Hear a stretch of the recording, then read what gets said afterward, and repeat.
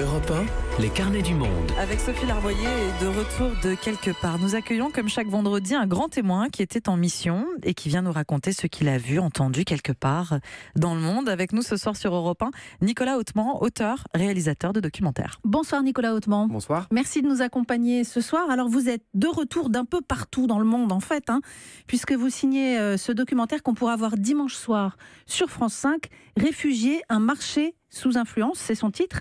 Votre enquête part d'un constat.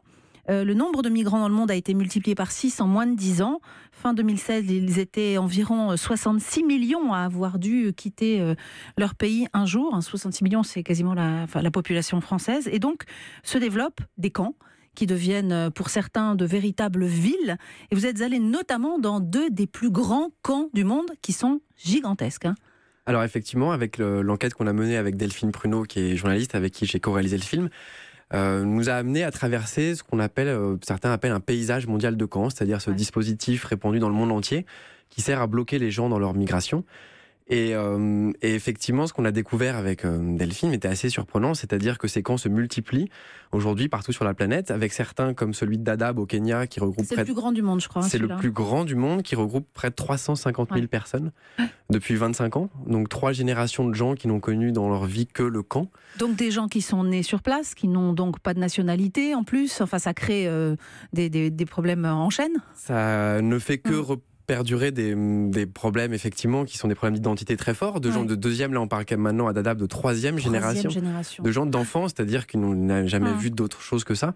Et ce qu'on voulait un petit peu montrer avec Delphine, c'est de comprendre les raisons de cette pérennité, de comprendre pourquoi est-ce que ce système-là perdurait, au-delà de plusieurs années, et à qui ça servait et comment il était en place. Justement, vous faites un constat qui est finalement assez froid et objectif, et terrible.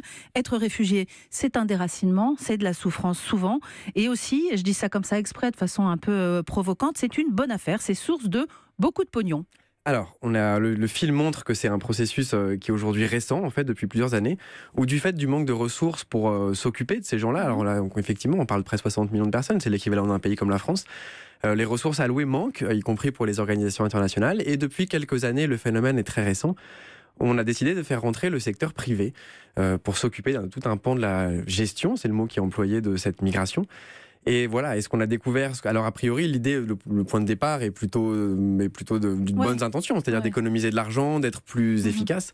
Mais le problème, c'est qu'à certains endroits et dans certaines parties du monde, ça comporte un certain nombre de dérives et qui sont aujourd'hui très importantes. Alors vous expliquez que c'est un marché qui pèse plus de 20 milliards d'euros par an, si on met tout bout à bout, donc c'est absolument gigantesque. Alors il y a des petits et des gros business qui s'y retrouvent. On démarre avec vous dans votre documentaire, dans une petite PME bretonne qui fabrique des containers habitables. On écoute ensemble un extrait. Voici les 2 patrons de cette PME, Logistique Solutions. Depuis le camp de migrants de Calais, nous avons des demandes actuellement sur la Turquie, sur la Syrie, sur la Grèce également, où il y a beaucoup de réfugiés. Là, vous avez la guerre en Syrie, il y a des villes entières qui sont rasées.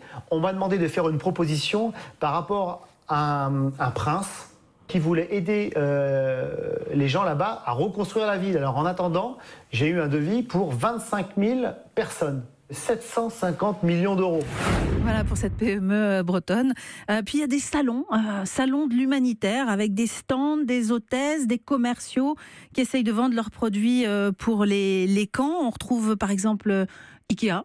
Ikea, bien sûr, qui là utilise ces marchés, ces salons humanitaires. C'est très surprenant à voir quand on fait ces films.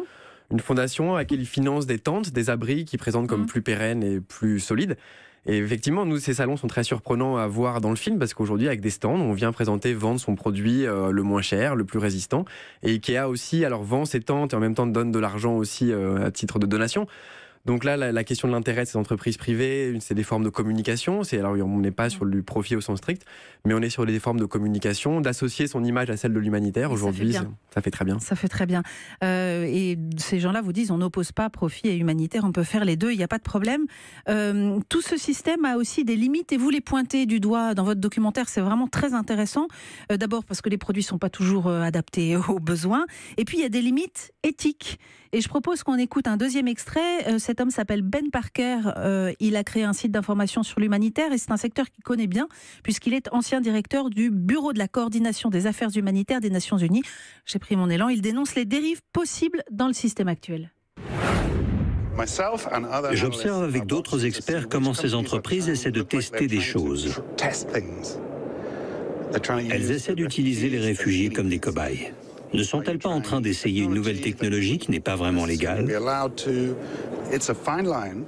La frontière est ténue entre l'innovation, l'expérimentation et l'exploitation.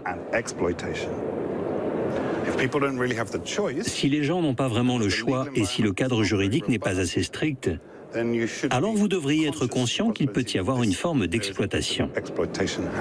Voilà, expérimentation et risque d'exploitation, dit ce spécialiste. Il y a notamment tout ce qui touche à la biométrie, au contrôle des données individuelles. Pour remettre dans le contexte, on est à Zaatari en Jordanie où les réfugiés syriens viennent de traverser la frontière après le conflit. On a remplacé le colis alimentaire par les supermarchés, jusque-là tout va bien. Et le problème, c'est que pour payer à la caisse son huile ou ses nouveaux produits, on doit faire scanner son œil, son iris.